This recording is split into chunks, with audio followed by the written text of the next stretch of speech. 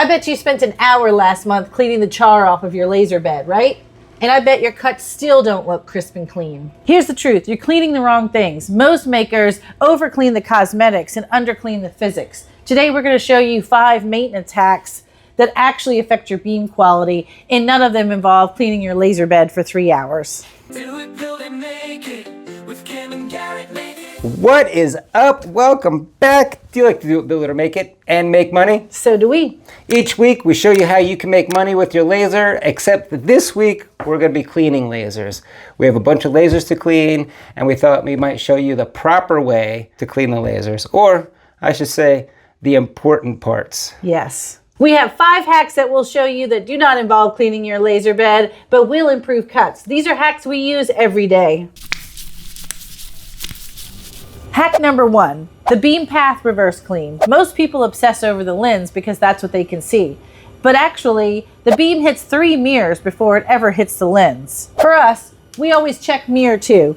If mirror 2 is dirty, then mirror 3 and the lens will need to be cleaned. We'll start with cleaning mirror 2. To clean your mirrors, you're either going to want to use a microfiber swab or a microfiber cloth, and we'll either use alcohol or lens wipes. But you do not want to use a cotton swab or a Q-tip because these will leave micro scratches on your mirrors. I'll dip my swab into some alcohol here, and then I'm just going to wipe mirror 2 and wipe it off with the microfiber cloth. That should remove the haze and the film.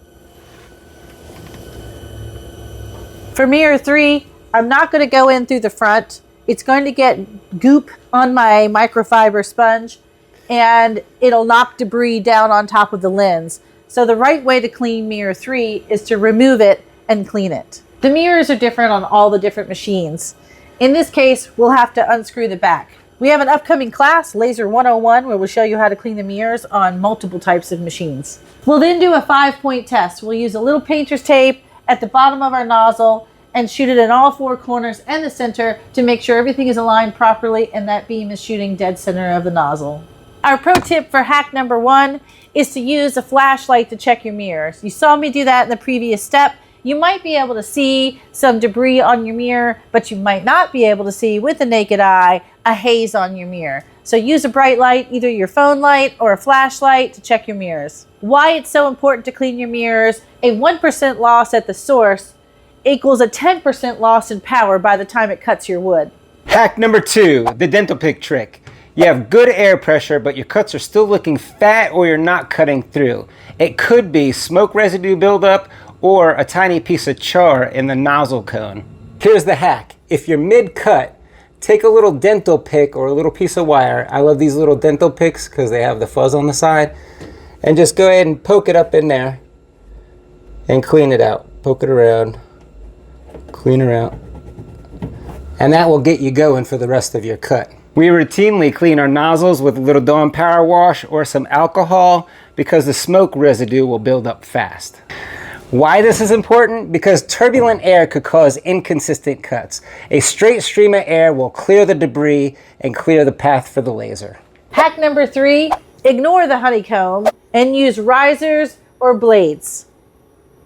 The problem: flashback or burn marks on the back of your wood happen when your wood touches the metal grid. Scrubbing the grid doesn't necessarily remove the flashback. The hack here is stop scrubbing your laser bed and start lifting your material. Here we're using 1/8" strips to lift our 1/4" MDF, or you can use standoffs or a blade bed. Why this improves cuts: with a honeycomb bed, smoke gets trapped in the honeycomb pockets and settles on the wood. Lifting the material or using blades improves the airflow under the wood, venting smoke instantly.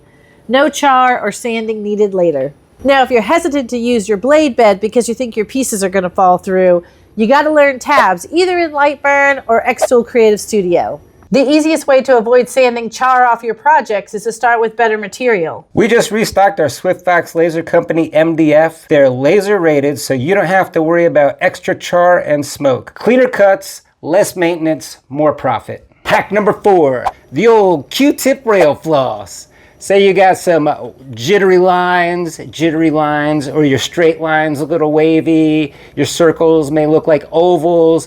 It's not always belt tension. I very rarely tension my belts.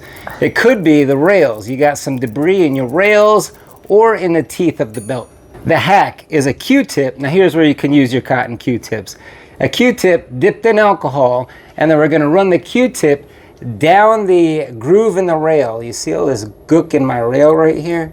I'm going to take this Q-tip, jam it in this little groove, and we're going to run it down and clean out all the gook. This will build up, and it'll also start to build up on the little wheels, and it could start to cause some jittering.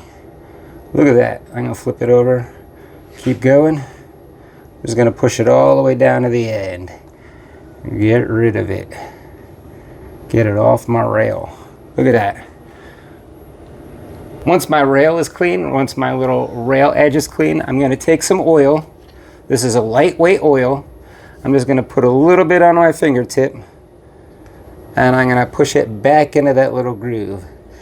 Now, I'm not using a ton of oil. I'm keeping a nice thin coat of oil on here, because a lot of oil will start to attract that smoke residue again, and you'll be cleaning it out more often. So just put a thin layer, just enough for the little head to run on. Why does this work? Because a smoother motion creates straighter lines and better engraving resolution. Hack number 5, exhaust fan surgery. The problem? This is the most ignored part. If smoke lingers in the cabinet, the laser beam has to cut through the smoke before it cuts the wood. It diffuses the beam like headlights in a fog. We also know that if the cabin filled with smoke, then mirrors 2 and 3 and the lens will need to be cleaned. The hack here, unplug the exhaust hose and use your air compressor or a shop vac to make sure you remove all of the debris on your fan blades. Pro tip, make sure you do this outside.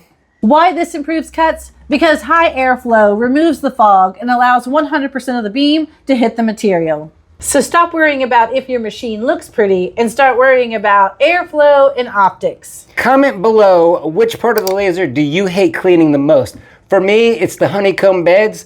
You saw 2 dirty ones. I think I got another 3 that look just like that I have to clean. Next week, we're going to take these clean cuts and add some high-tech magic with RFIDs and UV printing. You're not going to want to miss that. Well, I am about out of time. I got a bunch of lasers to clean. You have a bunch of lasers to clean. And we will see you next week where we'll do it, build it, and make it again. And a big thanks to the Make It Mafia. That's the family over there. And that is the greatest community over there. I have a bunch of stuff that I could say. I could talk about all the free files. I could talk about the Zoom calls. I could talk about how you get access to a Facebook page. I mean, there's just a ton of stuff. Extra content. I mean, but it's really about the family.